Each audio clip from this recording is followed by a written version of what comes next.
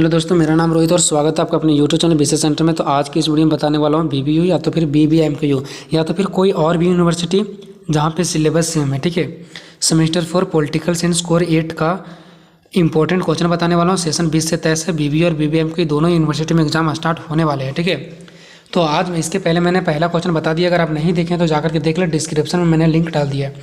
Question number दूसरा, शक्ति संतुलन से आप क्या समझते हैं? इसकी विशेषताओं एवं स्थापना के उपायों का वर्णन करें। ध्यान रहे, ग्रेजुएशन का कोई भी क्वेश्चन को रटना नहीं है, अच्छे से आंसर देना है ताकि आप लोग जिस ऐसा पढ़ो कि सेम टू सेम आप एग्जाम में भी लिख पाओगे। ठीक है, तो मैंने बहुत ही आसान लैंग्वेज में मैंने बताने का प्रयास किया है। अगर आपको वीडियो से समझ में आता है तो ठीक है, अगर वीडियो से आप नहीं समझ पाते हो, अगर आप चाहते हो पीडीएफ लेने के लिए, तो इसके लिए आपको 50 रुपीज़ पे करना पड़ेगा। ये पैसे मेरे पास नहीं आता है, मैंने एक मेंबर को रखा है। वो क्या करेंगे, मेरा जितना भी कॉपी है मैंने नोट्स बना लेता हूँ और रख देता हूँ। ठीक है, वीडियो बनाने में टाइम लगता है, तो वो क्या करेगा, मेरा नोट्स से आपको फोटो क्लिक करके पीडीएफ बना करके आपके व्हाट्सएप पे सेंड करेगा। तो ऐसे मेरे पास बहुत सारे स्टूडेंट्स हैं, 11,000 स्टूडेंट्स जुड़े हुए हैं, तो हम तो सभी को कर नहीं पाएंगे, फिर हम वीडियो नहीं बना पाएंगे अगर पीडीएफ देना स्टार्ट करेंगे तो मैंने उसको रखा है। ठीक है, तो आपको इसके लिए 50 रुपीज़ पे करना पड़ेगा। ठीक है, और इसमें सिर्फ आपको सेमेस्टर 4 का नहीं, हम जितना वीडियो बनाएंगे, चाहे सेमेस्टर 4 हो, 5 हो, 6 हो, जहाँ तक मैं पढ़ाऊँगा, कल रह करके अगर हम क्लास 10th का भी पढ़ाते हैं और उसका भी पीडीएफ मांगोगे तो भी दूंगा। ठीक है, तो ये पूरा कंप्लीट बस 50 रुपीज़ में। ठीक है, जनरल का भी दिया जाएगा, सेक पेपर, जितना मैं तैयारी करवाऊंगा वो सारा कंप्लीट नोट्स देगा वो आपको। ठीक है, बस आपको 50 रुपीज़ पे करना, नाम वगैरह सेंड कर देना ताकि वहाँ पे सेव रहे। तो आप फिर आपको दोबारा बोलने की जरूरत नहीं कि पीडीएफ सेंड कर दीजिए, जैसे जैसे बनते जाएगा पीडीएफ ऑटोमेटिक आपके मोबाइल में सेंड होते चलेगा। ठीक है, तो चलते हैं डायरेक्ट क्वेश्चन की ओर बढ़ते हैं। शक्ति संतुलन से आप क्या समझते हैं और इसका विशेषता बताना है। तो सबसे पहले, इससे पहले हम आपको कुछ बताना चाहते हैं ताकि आपको पूरा क्वेश्चन समझ में आ जाए। ठीक है, शक्ति संतुलन क्या है? तो देखो, इसके पहले हम लोग पढ़े थे अंतर्राष्ट्रीय राजनीति। अंतर्राष्ट्रीय राजनीति मीन्स होता है कि एक हमारा देश ले लो और एक कोई बाहर का देश, वो दोनों के देश के बीच, हमारा देश और उसके बीच का जो राजनीति होता है, जो चीज़ें होती है, ठीक है, उसको हम लोग बोलते हैं अंतर्राष्ट्रीय राजनीति। और यही दोनों के बीच, हमारा देश और दूसरा देश के बीच जो अंतर्राष्ट्रीय राजनीतिक है, तो हमारे देश और दूसरे देश के बीच क्या चलता है? अंतर्राष्ट्रीय राजनीतिक होता है। ठीक है, तो वही दोनों देश के बीच शक्ति का संतुलन, संतुलन मीन्स होता है बराबरी। तराजू को देखें, एक साइड इधर उधर बराबर होते हुए। ठीक है, तो शक्ति संतुलन मीन्स ये हो गया कि हमारा देश और दूसरा देश दोनों के पास क्या हो, शक्तियाँ बराबर हो, शक्ति संतुलन में रहे, बिगड़े ना। अगर हमारे पास ज़्यादा शक्ति हो जाएगा तो कल हम उसे उड़ा देंगे, उसके पास ज़्यादा शक्ति होगा तो वो हमें उड़ा देंगे। हालांकि देखो, कुछ ऐसे देश हैं जिसके पास शक्ति ज़्यादा है, लेकिन शक्ति भले उसके पास ज़्यादा है, लेकिन वो अपने शक्ति को मेरे पास नहीं दिखा सकता है। क्या उसके पास ज़्यादा शक्ति तो भारत पे आक्रमण कर सकता है, बिना कोई कारण का नहीं कर सकता है। तो इसको बोलते हैं शक्ति संतुलन। ज़्यादा है फिर भी हम बोल सकते हैं कि नहीं, हमसे ज़्यादा नहीं, उसको बराबरी है। क्या गरीब लोगों को कम अधिकार है, बड़े लोगों को ज़्यादा अधिकार है? नहीं, शक्ति सबका बराबर है, शक्ति संतुलन इसी को बोलते हैं। ठीक है, तो जब एक देश और दूसरा देश, दोनों देशों के बीच शक्तियों का बंटवारा बिल्कुल बराबर रूप से होता है, तो उसको हम लोग बोलते हैं शक्ति संतुलन, ताकि कोई ताकतवर देश दूसरे कमजोर देशों पर हमला ना करे, उसको क्षति ना पहुंचाए। तो शक्ति संतुलन विश्व के हर एक राष्ट्रों के लिए, हर एक देशों के लिए बहुत ही महत्वपूर्ण है। बस समझ गए होंगे, अब आगे आपको समझने में दिक्कत नहीं होगी। ठीक है, शक्ति संतुलन का मतलब पहले समझते हैं, इसका अर्थ समझेंगे, परिभाषा समझेंगे, फिर विशेषता, फिर निष्कर्ष। हर एक क्वेश्चन में ऐसा ही, हर एक क्वेश्चन का पहले अर्थ, परिभाषा, उसका विशेषता, प्राकृतिक जो भी के लो, ठीक है, और फिर उसका निष्कर्ष लास्ट में। तो शक्ति संतुलन का मतलब यह है कि किसी देश के बीच शक्ति का बंटवारा, किसी भी देश के बीच में शक्ति का बंटवारा, जैसे भारत पाकिस्तान के बीच में शक्ति का बंटवारा करेंगे, ना उसके पास ज़्यादा शक्ति होना चाहिए, ना मेरे पास ज़्यादा शक्ति। तो जो शक्तियों का बंटवारा होता है ना, दोनों के पास बराबर बराबर, इसी को शक्ति संतुलन कहते हैं। इस तरह से करना कि किसी एक के पास इतनी ज़्यादा ताकत ना हो कि वह किसी अन्य राज्यों को दबा सके। राज्य मतलब देश होता है, ठीक है, तो देशों को दबा सके, मतलब इतना किसी के पास ज़्यादा शक्ति नहीं होनी चाहिए कि दूसरे देशों को वो दबा सके, है ना। आनी इतना शक्तिशाली ना हो कि दूसरे देश के अधिकारों का हनन करे। हनन मतलब उसको क्षति पहुंचाए। किसी देश के पास इतना ज़्यादा शक्ति ना हो जाए कि वो कमज़ोर देशों के शक्तियों को रोक दे, उसको हनन करे, उसका शोषण करे, ऐसा नहीं होना चाहिए। और यह सिद्धांत राज्यों के मध्य यानी देशों के मध्य संबंधों का सबसे महत्वपूर्ण सिद्धांत रहा है। और इस सिद्धांत को सबसे महत्वपूर्ण सिद्धांत क्यों कहते हैं? क्योंकि दो राज्यों के बीच मिला करके चलता है, दोनों के इक्वल भागों में बांटता है दोनों का शक्तियों को। तो कहीं ना कहीं ये सिद्धांत दो देशों के बीच के संबंध में अगर बताया जाए तो सबसे महत्वपूर्ण सिद्धांत है। अब चलते हैं शक्ति संतुलन। इसके पहले क्या समझा? शक्ति संतुलन का अर्थ क्या है, और ये भी उसी के अंदर है, बस इसको डायग्राम के थ्रू मैंने समझाया। ये अगर आप लोग एग्जाम में लिख दोगे ना तो आपका एग्जाम के प्रति जो आपका टीचर का अट्रैक्शन है ना वो थोड़ा सा बढ़ जाएगा। ठीक है, शक्ति संतुलन के बारे में बता दिया कि दोनों देश के बीच में क्या होना चाहिए, शक्ति का समान बंटवारा होना चाहिए। अब मुझे बताओ, लेकिन क्या ये अभी के टाइम में ऐसा है? अभी नहीं है। जो देश ताकतवर है ना वो अपने आप को बहुत बड़ा काबिलियत समझता है। तो कहीं ना कहीं जो इक्वल था शक्ति वो अब पलट गया। मतलब जो तराजू बराबर था ना कि ये देश के पास भी बराबर शक्ति, वो देश के पास भी बराबर शक्ति, वो अभी के टाइम में नहीं रहा है। अभी ताकतवर देश क्या हो चुका है, ऊपर चढ़ चुका है।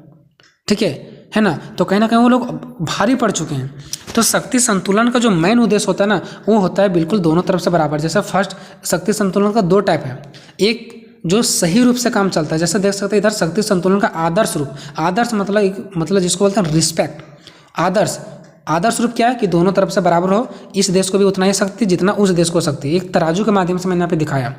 दूसरा मैं क्या देख सकते हैं जो अभी के टाइम में है शक्ति संतुलन का वास्तविक रूप। वास्तविक रूप अभी क्या है कि जो बड़ा देश है वो क्या करता है, छोटे देशों को उठा करके रखता है, उसके अपने अंडर में रखता है, उसको पर शोषण करता है ना? तो कहीं ना कहीं वो बराबर फिर नहीं ना हुआ, एक देश हल्का पड़ गया एक देश भारी पड़ गया, तो तराजू ऊपर नीचे हो गया। तो ये है वास्तविक रूप। शक्ति संतुलन का मेन जो होता है, मेन रूप वो होता है दोनों तरफ बराबर। लेकिन अभी के टाइम में दोनों तरफ बराबर नहीं रहे हैं, एक ऊपर चढ़ गया एक नीचे चढ़ गया। ये मैंने यहाँ पे दिखाने का प्रयास किया है।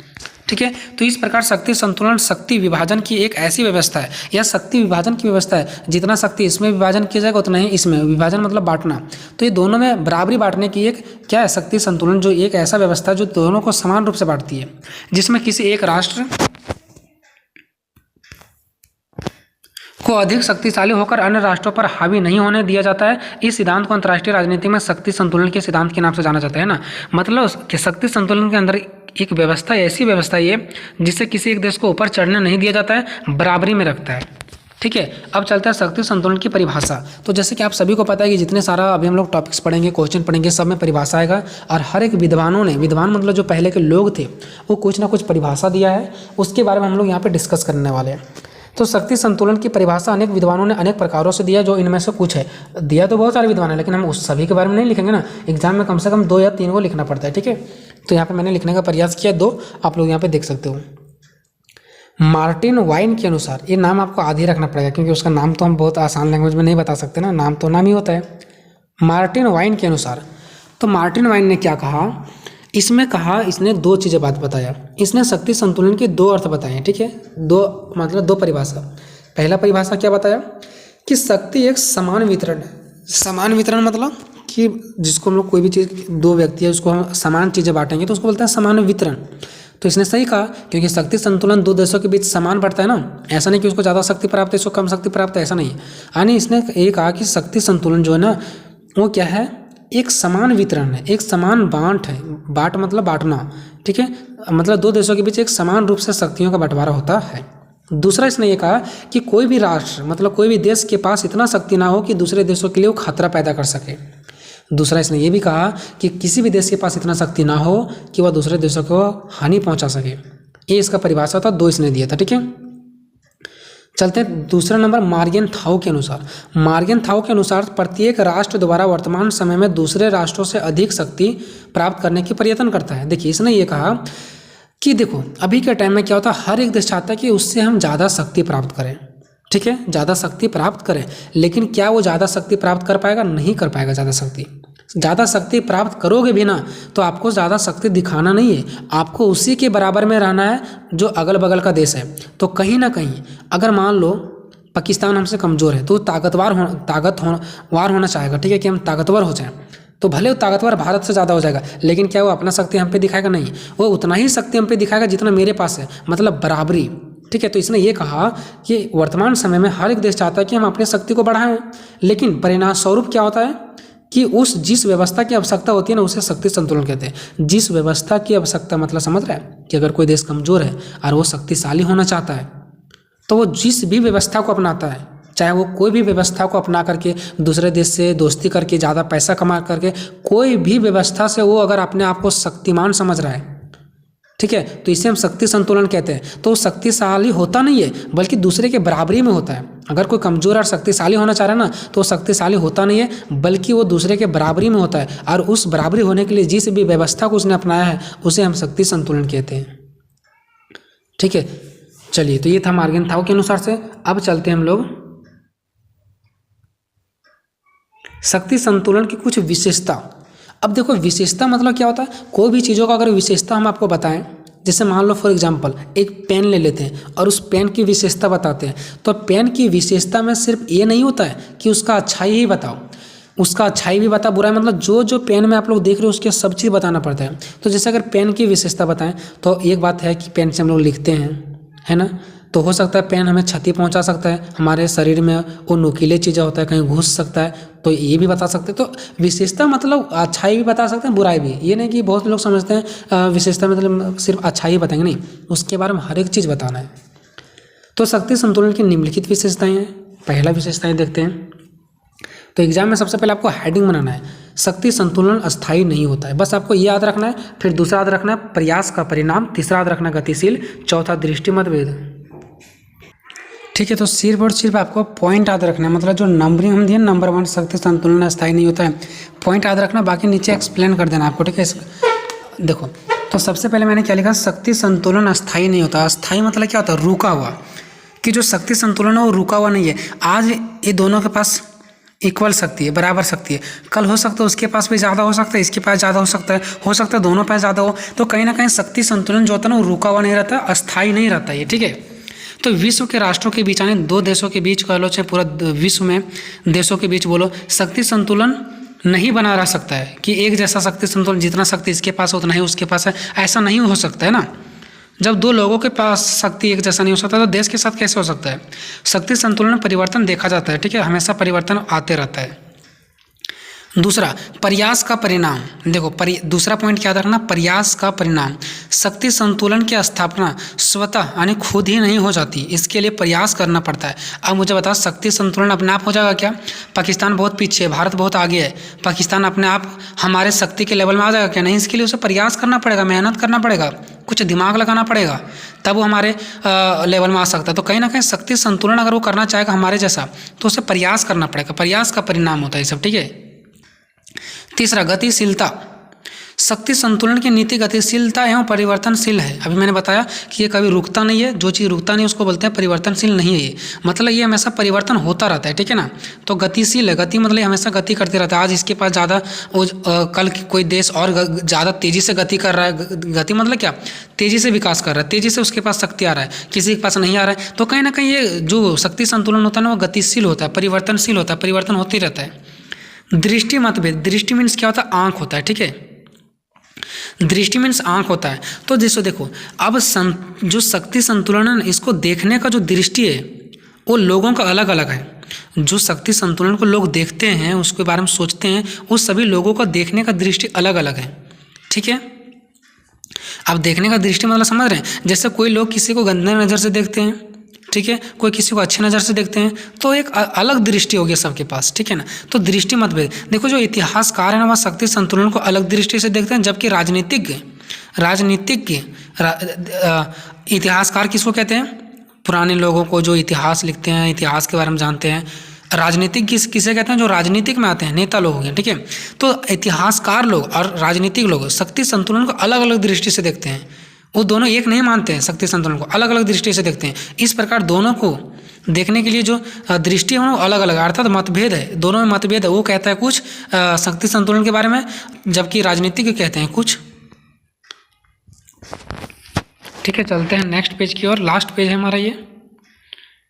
देखो, सभी शासनों में अनुपयुक्त। सभी शासनों में अनुपयुक्त। शासन मतलब क्या हो गया? राज मतलब जो हमारे देश को चलाता है, शासन व्यवस्था। तो सभी शासनों में अनुपयुक्त है। देखो, शक्ति संतुलन ना तो प्रजातंत्र के लिए उपयुक्त है, मतलब ना तो ये जो हमारा शक्ति संतुलन है ना, ये ना तो प्रजातंत्र के लिए अच्छा है और ना ही तानाशाही देश के लिए। प्रजातंत्र जहाँ पे हमारा देश लोकतंत्र होता है, तानाशाही जहाँ पे राजा का शासन होता है, ऐसा समझो। तो शक्ति संतुलन ना तो प्रजातंत्र के लिए अच्छा है और ना ही उपयुक्त है, ना ही तानाशाही देशों के लिए उपयुक्त है। यह दोनों प्रकार के शासन प्रणालियों को प्रभावित करता है ना। ना उनके लिए उपयुक्त है ना इनके लिए उपयुक्त है। जब ये प्रभावित करता है तो दोनों करता है। क्या ये किसी एक देश को करता है? नहीं करता है ना। ये दोनों रूप से क्या करता है? दोनों को प्रभावित करता है। प्रभावित मतलब हो गया किसी भी टाइप से। जैसे देखो, कोई हमें मोटिवेट कर रहा है, कोई हमें डिमोटिवेट कर रहा है, तो कहीं ना कहीं वो हमें प्रभावित कर रहा है, चाहे वो हमारे लिए अच्छा करता हो चाहे बुरा करता हो। प्रभावित मतलब हो गया वो किसी ना किसी रूप से वो हमें परेशान कर रहा है, चाहे तो अच्छा ही कर रहा है, मतलब कुछ ना कुछ हमारे ऊपर वो कर रहा है। इसको बोलते हैं प्रभाव। ये नहीं कि वो अच्छा ही करेगा तभी प्रभाव कहेंगे। प्रभाव मतलब होता है कुछ ना कुछ, ठीक है। छठा, बड़े राज्यों की भूमिका। शक्ति संतुलन की विशेषता यह भी मानी जाती है कि इस अवधारणा में बड़े राज्यों द्वारा प्रमुख भूमिका अदा किया जाता है। मतलब शक्ति संतुलन में सिर्फ बड़े राज्यों ही अपना भूमिका अदा करते हैं और छोटे राज्य सिर्फ देखते ही रह जाते हैं, या बड़े के चमचे बनकर रह जाते हैं छोटे राज्य कुछ कर नहीं पाते हैं। ऐसा शक्ति संतुलन में देखा गया कि सिर्फ भाग जो लेते हैं वो बड़े बड़े राज्यों बड़े बड़े देशों ही लेते हैं और छोटे राज्य उसके चमचे बन करके रह जाते हैं। संतुलन में क्या होता है? बैलेंस, दोनों तरफ इक्वल बैलेंस।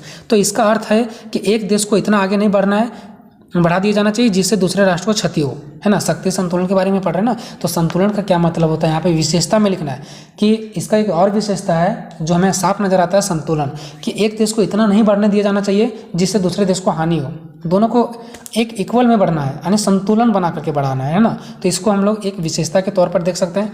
पॉइंट नंबर 8 की ओर चलते हैं। युद्ध मतलब लड़ाइयाँ। शक्ति संतुलन में युद्ध भी देखा जाता है। जब तक युद्ध नहीं होता है शक्ति संतुलन बना रहता है। जैसे देखो, हमारे भारत में भी लड़ाई नहीं हो रहा है, पाकिस्तान में लड़ाई नहीं हो रहा है, इसका मतलब ये हुआ कि हम भी शांत है वो भी शांत है, हमारा शक्ति और उसका शक्ति भी बराबर है, शक्ति का संतुलन बना हुआ है, तराजू दोनों तरफ बराबर है। लेकिन जहाँ युद्ध हो गया इसका मतलब या तो हमारे पास ताकतवर ज़्यादा हो जाएंगे या तो पाकिस्तान हो जाएगा। तो हमारे पास ज़्यादा शक्ति है तो कहीं ना कहीं पाकिस्तान कमज़ोर पड़ जाएगा, तो कहीं ना कहीं तराजू ऊपर नीचे हो गया, तो वहाँ पर शक्ति संतुलन बिगड़ जाता है ना। वहाँ पे शक्ति संतुलन नहीं काम कर पाता है, ठीक है। लेकिन जब युद्ध शुरू होता है तब शक्ति संतुलन खो जाता है, मतलब खत्म हो जाता है। फिर शक्ति संतुलन रहा कहाँ? कोई ना कोई देश आगे पीछे हो ही जाता है, अपना ताकत को दिखाता है ज़्यादा कम करके, तो वहाँ शक्ति संतुलन नहीं हो पाता। शक्ति संतुलन तभी तक रहता है जब तक वो देश शांत है। अमेरिका बहुत ताकतवर देश है, अभी हम बोल सकते हैं शक्ति संतुलन सभी देश के लिए बराबर है। जितना अमेरिका के पास शक्ति उतना चीन के पास, उतना भारत के पास, उतना पाकिस्तान के पास। लेकिन अगर अमेरिका चाहेगा तो उसके पास बहुत ज़्यादा शक्ति है ना। तो फिर जब वो अपना चाहेगा और वो चाहने पर जब आ जाएगा तो फिर शक्ति संतुलन नहीं रह पाएगा, है ना। तो ये था इसका कहानी। आप चलते हैं नेक्स्ट निष्कर्ष की ओर। निष्कर्ष मीन्स होता है आपने पूरा क्या पढ़ा उसके बारे में बताना है। तो अतः शक्ति संतुलन का मतलब होता है देशों के बीच अनेक शक्तियों को संतुलन करना, यानी बराबर करना, ताकि किसी के पास अधिक शक्ति ना हो जिससे वे छोटे देशों को क्षति पहुंचा सके, उसको नुकसान हो सके। ठीक है दोस्तों, ये वीडियो आपको कैसा लगा? PDF चाहिए तो आप लोग मेरा व्हाट्सएप ग्रुप पे या तो मेरा नंबर दिया गया उस पर आप लोग को क्या करना है, मैसेज करना, वहाँ से आप लोग को PDF मिल जाएगा। ठीक है, मिलते हैं नेक्स्ट वीडियो में, तब तक जय हिंद जय भारत।